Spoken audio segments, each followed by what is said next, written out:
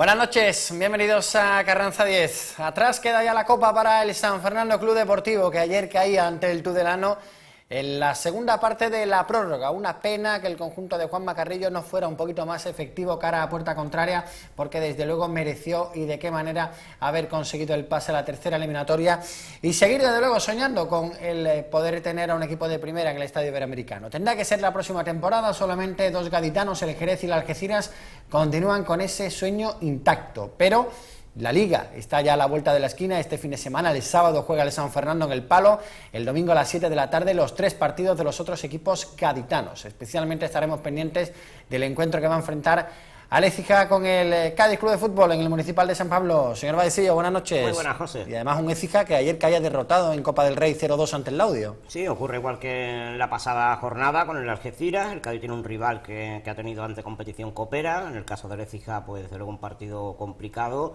y que, bueno, a ver si le pasa factura o no el próximo domingo ante el Cádiz. Querido compañero Rubén López, ¿qué tal? Buenas noches. Buenas noches. La Terelu de esta casa. Bueno, el Cádiz, ahí buscando romper el maleficio de Écija, más de una década. Sí, ¿no? De Jordi Gonzalvo, ¿no? Decía usted hoy por ahí que he leído que no ganaba el Cádiz frente al Écija. La verdad es que, bueno, son de esos campos que no se le dan bien, evidentemente, al Cádiz, ya sea por unas razones o por otra, por el que es pequeñito, por el césped, que no suele estar habitualmente bien en San Pablo, pero bueno, yo creo que todo ese tipo de estadísticas están para romperla, evidentemente, y algún día tendrá el Cádiz que volver a ganar allí. Perdió ayer en Copa del Rey el Écija, así que evidentemente no es un campo inexpugnable ni mucho menos, y yo creo que más tarde o más temprano ganará. Esperemos que sea ya el domingo y que el Cádiz tarde mucho tiempo en volver a Écija, que será buena señal, evidentemente, ¿no? Bueno, vamos a empezar hablando de lo deportivo, si os parece. Esta misma tarde el equipo se ha ejercitado en el estadio Ramón de Carranza, y me da a mí que la duda de Josete la vamos a tener hasta el último momento, con esa menicitis que sufre. Mañana suponemos que en rueda de prensa Raúl Agnés nos dirá algo en torno a si va a poder contar o no con el ahora capitán del Cádiz, e incluso también el caso de Perico, ¿no?, al que yo casi ya daría como descartado, viendo que cuando un médico no detecta ninguna anomalía y el futbolista continúa teniendo molestias, se suele cortar por lo sano y dejar al jugador en la grada, ¿no? Sí, en el caso de Perico, bueno, aunque siga siendo una sobrecarga, se le ha detectado en las últimas horas, así que no tiene pinta de que se vaya a recuperar milagrosamente para el partido del domingo. Y en el caso de Josete, pues bueno, fue producido por un golpe, lo vimos ayer entrenar haciendo carrera continua, y en principio, bueno, yo creo que tampoco debería tener problemas para llegar. El problema es que no ha tenido suficientes sesiones de trabajo durante esta semana, y está ahí en la recámara Belforti, que bueno, quién sabe si puede tener su oportunidad ante el Écija. Sería la gran duda, ¿no?, saber cómo está Belforti, que todavía ni ha debutado, ¿no? No, la verdad es que, bueno, él incluso ayer decía que tenía ganas, ¿no? Tenía ganas ya de por fin debutar en lo que es la Liga. Y bueno, yo creo que también sería una prueba de fuego verlo en un campo como San Pablo, verlo un campo que además él conoce bien. Yo creo que sería una buena prueba, ¿no?, para ver cómo rinde y qué le puede aportar al equipo. Yo creo que, bueno, que puede ser más que interesante su aportación. Aunque, bueno, yo creo que Josete lo veo más complicado que no juegue que sí, ¿no? Yo creo que sí, que si son unas molestias y no van a más, lo más normal es que vaya convocado y que vaya titular el domingo. Lo de Perico, pues ya es más complicado, evidentemente, tiene mucha pinta de que no va a ir siquiera convocado. Y aún así, yo creo que tampoco que tiene muchos problemas, ¿no? Porque yo creo que en los dos casos hay recambio, además yo creo que de garantía. En el caso de Perico no se llegó a notar demasiado su ausencia el pasado sábado frente al Algeciras, y bueno, y la duda de cómo puede rendir Belforti, que a priori no tiene por qué tener muchos problemas, ¿no? También hay que contar un poco con el momento tanto de Mikel Martins como de Nafti, los dos jugadores que durante las últimas semanas, incluso diría yo, han acabado los partidos con problemas, con sobrecarga. Durante el inicio de semana también hemos visto a este hombre, a Raúl Agnés, trabajando con Fall y con Luque, que podrían también ser un recambio, y viendo que en el principio de temporada tampoco se puede forzar tanto la máquina, ¿no?, que quedan por delante 35 semanas, ¿no? Bueno, en el caso yo creo de los mediocentros hay que hilar muy fino a la hora de repartir minutos. La liga es larga, el Cádiz tiene dos hombres como son el caso de Nafti y de Luque, bueno, que tampoco se le puede acumular demasiados partidos encima de sus piernas durante toda la competición, y ahí pues va a tener que Agnés mirar muy bien cuáles son los partidos que le conviene jugar o no. En el caso de Nachi, yo creo que incluso vamos a ver muchísimas jornadas en las que el tunecino va a entrenar quizás 2 o 3 días a la semana, que se le va a cuidar bastante para que estén en su mejor momento en cada encuentro, y bueno, son hombres de solvencia, y para jugar en un campo como el del San Pablo, yo creo que bueno, cualquiera de ellos podría estar desde el 11 sin ningún tipo de problema. Quizás el principal beneficiado de esta incertidumbre a priori parezca ser Juan Villar, ¿no?, al que se le ha sacado partido con este último gol ante el Algeciras. Ha ido de menos a más, es la sensación que nos deja el onubense, pero hay que recordar que en San Fernando el primer partido no entraba en el 11 titular porque por delante estaban hombres como Quique López, como Perico, como Quique Márquez, como el propio Airán López Cabrera. Quizás podemos analizar 2 extremos, ¿no? El de Quique Márquez, con toda la confianza del entrenador, 3 partidos consecutivos jugando los 90 minutos prácticamente, y el caso de Juan Villar, que no empezó con la confianza del entrenador, pero que ha conseguido también, por las circunstancias, tener un hueco y hasta marcar un gol, ¿no? Y responderle a Asné, ¿no?, con el gol de frente a Algeciras.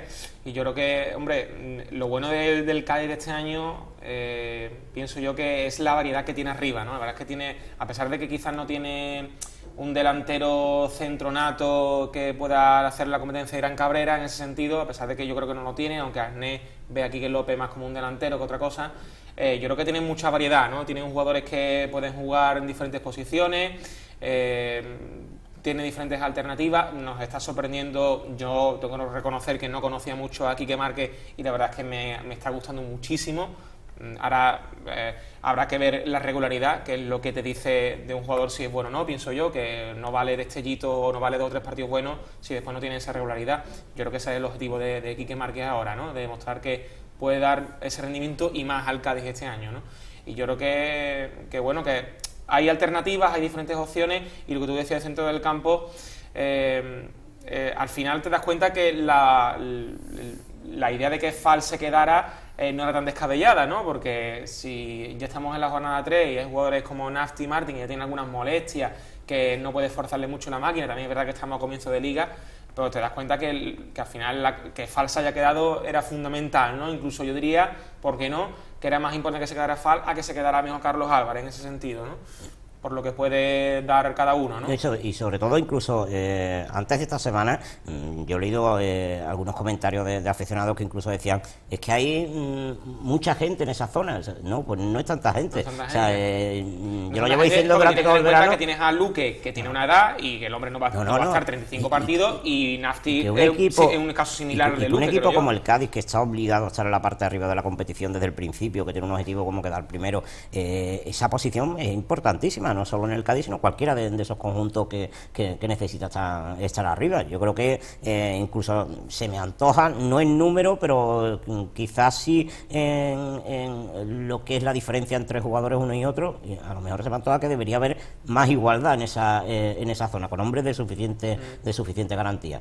Y bueno, y en el caso de Villar, que estábamos hablando, yo incluso vi bien que en el primer partido de Liga Villar se quedara en el banquillo. Seguramente sería una decisión táctica, por lo que viniera bien por el partido, pero yo creo que así incluso le daba ese papel de uno más dentro de la plantilla que no tenía el año pasado, que todas las miradas estaban puestas en él y en el propio Pablo Sánchez, y eso lo ha descargado al futbolista quizás de verse con tantas miradas encima, que yo creo que la pasada campaña le pesó. Este año ese aspecto yo lo veo más repartido en muchos más jugadores, y en jugadores quizás con las espaldas más anchas para soportar toda esa presión y esas miradas.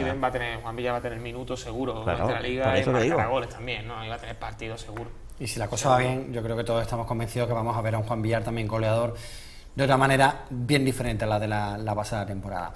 Hemos hablado de lo deportivo, luego vamos a retomar viendo también el resumen de ayer del San Fernando Tudelano, también vamos a ver imágenes de la derrota del próximo rival del Cádiz, de Écija, pero obligatoriamente tenemos que hablar también del aspecto burocrático, porque por desgracia está de actualidad, ¿no? Lo único que sabemos, y es por boca del propio Antonio Muñoz, es que a día de hoy todavía desde Synergy no se le ha realizado de manera oficial una petición de aplazamiento. Ha habido una manera verbal, pero no una manera por escrito. También sabemos que estos hombres, los administradores concursales, no han autorizado el pago de las nóminas del mes de agosto a los empleados y a los jugadores, que suponemos que también será todavía no se han abonado ninguna de las cantidades pendientes.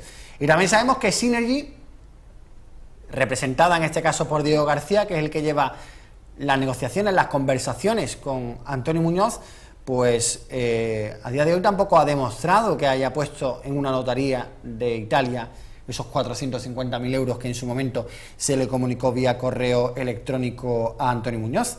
Y también es verdad que nos dice el propio empresario cordobés que bueno, que no tiene tanta importancia la carencia, que hay dos claves: la primera, si han pagado o no, y la segunda, si han podido faltar a la verdad o no, decir que han depositado un dinero en una notaría y que ese dinero no se haya depositado.